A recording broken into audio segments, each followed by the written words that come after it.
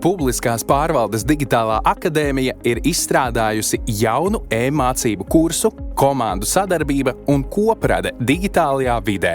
Tas sastāv no 4 moduļiem, kas sniedz publiskās pārvaldes darbiniekiem pamatzināšanas par digitālo rīku izmantošanu sadarbībai un kopradei, lai padarītu darbu efektīvāku, strukturētāku un kvalitatīvāku. Pirmajā modulī iepazīsi digitālās sadarbības pamatus, analizēsi ikdienas izaicinājumus un uzzināsi, kā veidot drošu darba vidi, izmantojot iestādē pieejamos digitālos rīkus.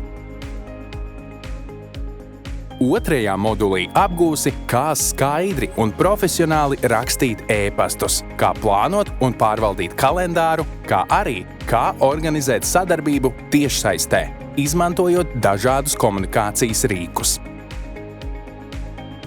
Trešajā modulī uzzināsi, kā gudri izmantot mākoņu pakalpojumus, koplietot un koprediģēt dokumentus reāla laikā, kā arī kā nodrošināt datu drošību un pārvaldīt piekļuves tiesības.